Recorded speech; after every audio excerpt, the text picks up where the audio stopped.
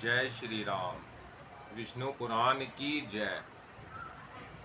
तीसरा अध्याय नैमिषादि काल मान तथा नैमित्तिक प्रलय का वर्णन।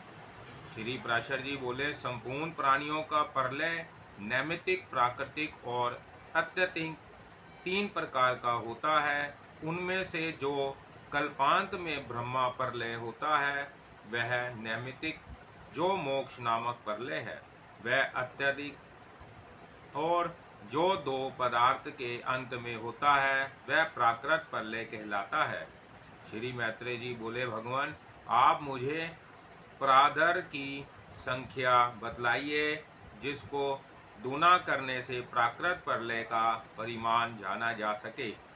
श्री पराशर जी बोले, हे द्विज, एक से लेकर क्रमशः 10 गुण गिनते गिनते जो 18वीं बार गिनी जाती है वह संख्या प्रादर्थ कहलाती है। हे द्विज, इस प्रादर्थ की दूनी संख्या वाला प्राकृत प्रलय है।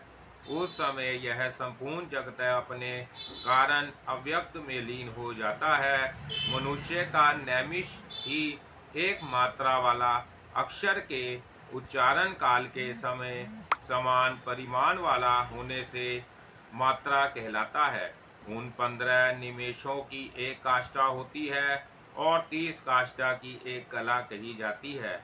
15 कला एक नाड़िका का प्रमाण है। वह नाड़िका 12.5 पल तांबे के बने हुए जल के पात्र से जानी जा सकती है। मगध देशीय माप से वह पात्र जलप्रथ कहलाता है। उसमें 4 अंगुल लंबी 4 मासे की सुवर्ण शालाका से छिद्र किया रहता है। हे द्विज सत्तम, ऐसी 2 नाड़िकाओं का एक मुहूर्त होता है। 30 मुहूर्त का एक दिन रात होता है तथा इतने ही दिन रात का एक मास होता है। 12 मास का एक वर्ष होता है। देवलोक में यही एक दिन रात होता है। ऐसे 3060 वर्षों का देवताओं का एक वर्ष होता है। ऐसे 12,000 दिव्य वर्षों का एक चतुर्युग होता है और 1000 चतुर्युग का ब्रह्मा का एक दिन होता है। हे महामुने, यही एक कल्प है। इनमें 14 मनु बीत जाते हैं। हे मैत्रेय, इसके अंत में ब्रह्मा नैमित्तिक प्रलय होता है। हे मैत्रेय सुनो, मैं उस नैमित्तिक प्रलय का अत्यंत भयानक रूप वर्णन करता हूँ। इसके पीछे से मुझ तुमसे प्राकृत प्रलय का भी वर्णन करूंगा। 1 सहस्त्र चतुर्युग बीतने पर जब पृथ्वी क्षीण प्राय हो जाती है तो 100 वर्ष तक अति घोर अनावृष्टि होती है। हे मुनि श्रेष्ठ, उस समय जो पृथ्वी जीव अल्प शक्ति वाले होते हैं वह सब अनावृष्टि से पीड़ित होकर सर्वथा नष्ट हो जाते हैं। तदंतर रुद्र रूपधारी अव्यक्त आत्मा भगवान विष्णु का संसार का क्षय करने के लिए संपूर्ण प्रजा को अपने में लीन कर लेने का प्रयत्न करते हैं।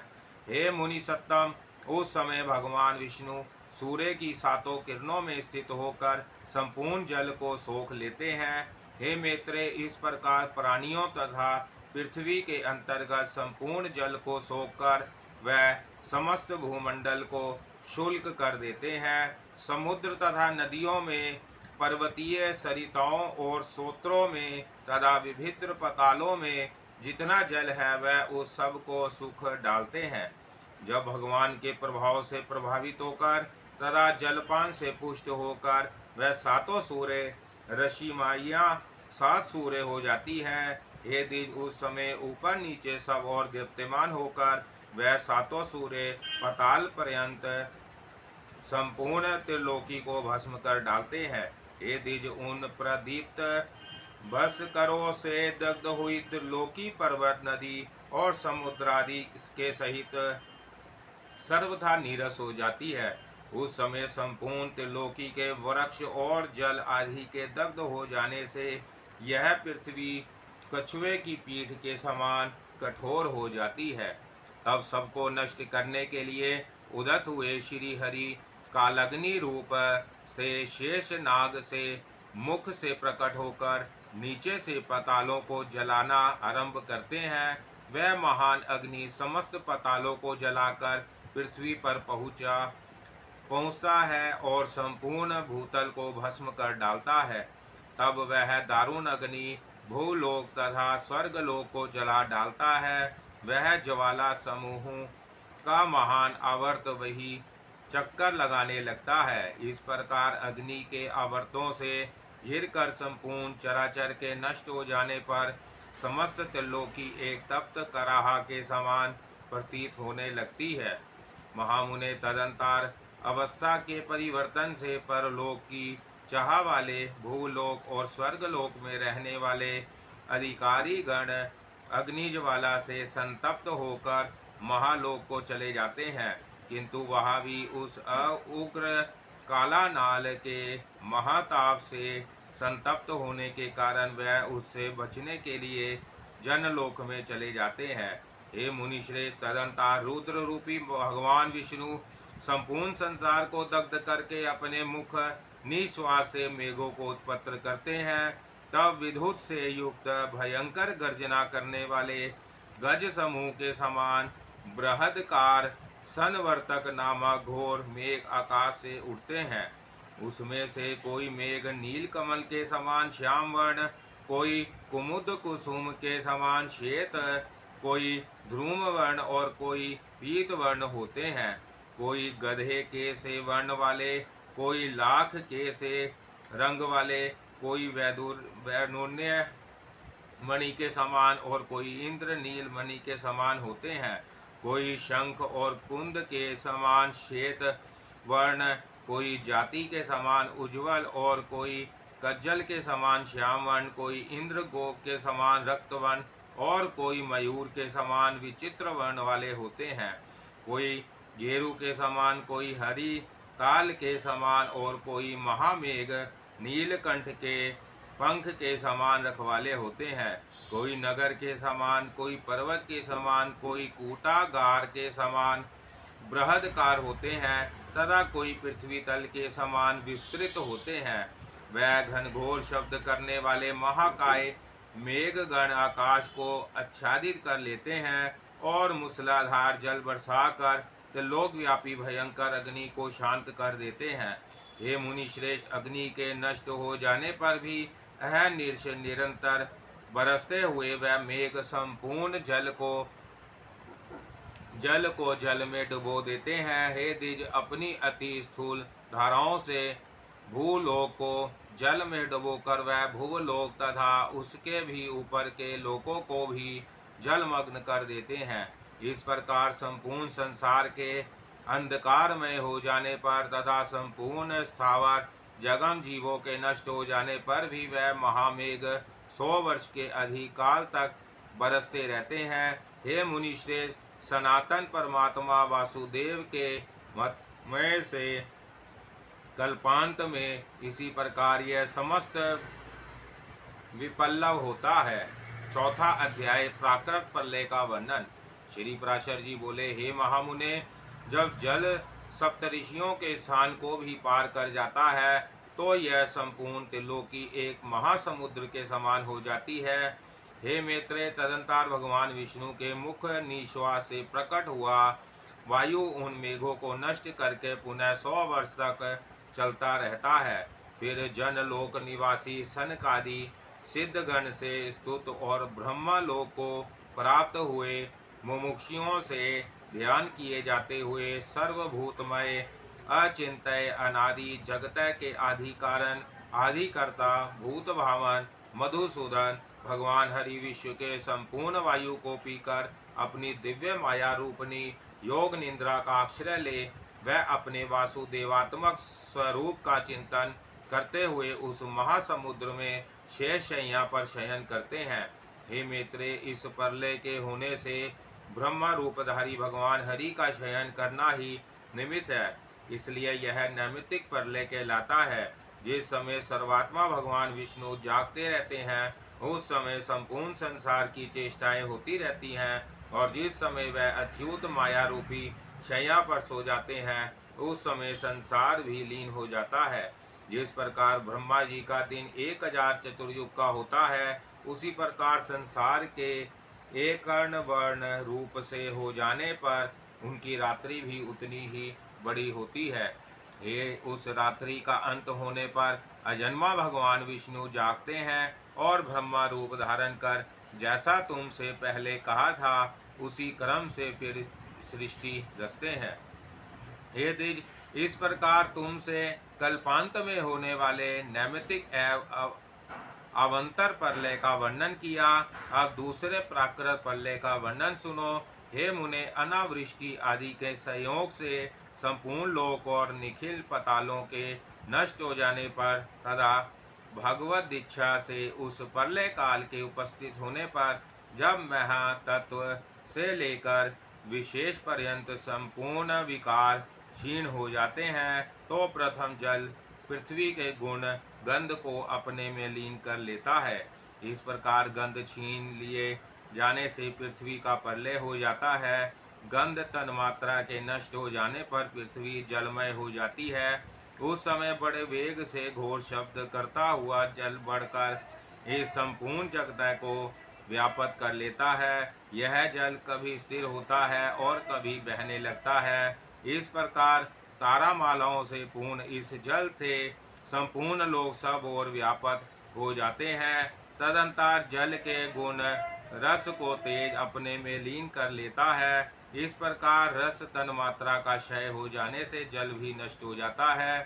तब रसहीन हो जाने से जल अग्नि रूप हो जाता है तथा अग्नि के सब और व्यापक हो जाने से जल के अग्नि में स्थित हो जाने पर वह अग्नि सब और फैलकर संपूर्ण जल को सोख लेता है और धीरे धीरे यह संपूर्ण जगत ज्वाला से पूर्ण हो जाता है।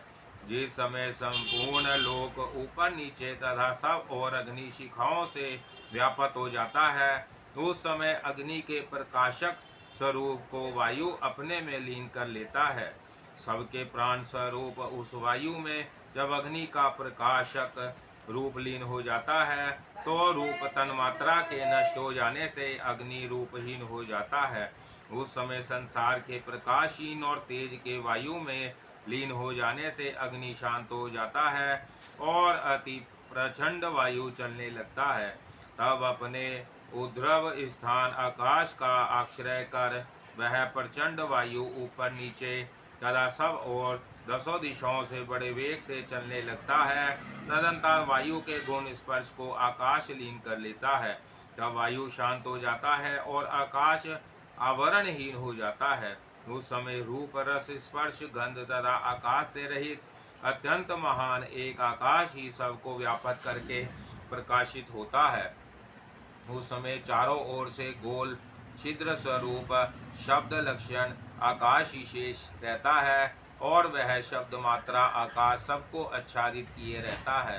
तदंतर आकाश के गुण शब्द को भूतादि ग्रस लेता है।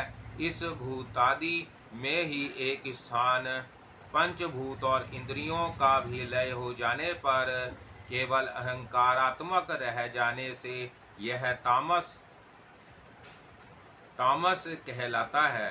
फिर इस भूतादि को भी बुद्धि रूप महातत्व ग्रस लेता है।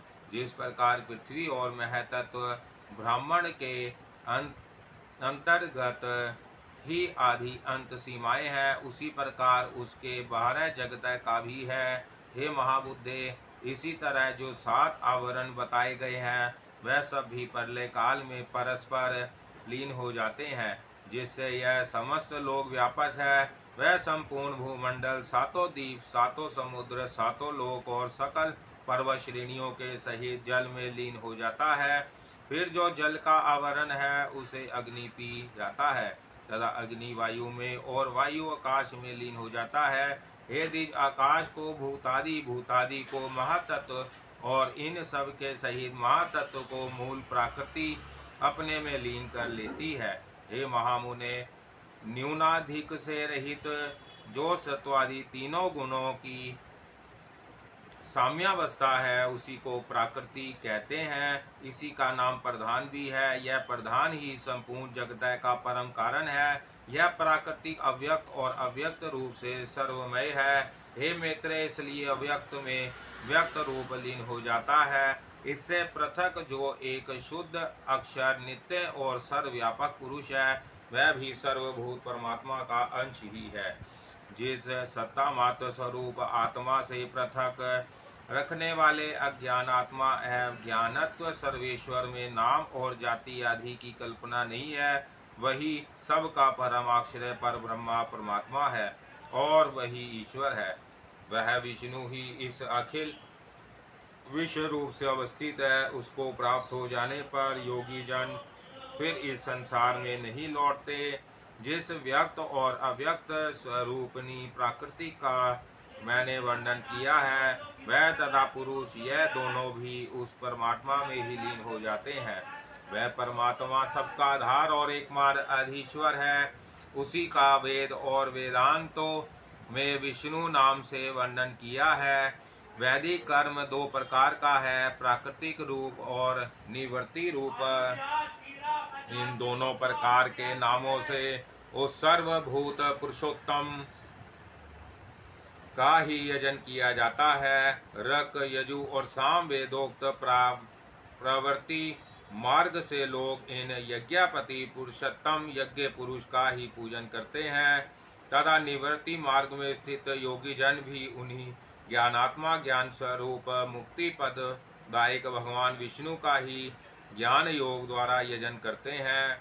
रसव, दीर्घ और पुत, इन त्रिविध स्वरों से जो कुछ कहा जाता है तथा जो वाणी का विषय नहीं है, वह सब भी अव्यात्मा विष्णु ही है।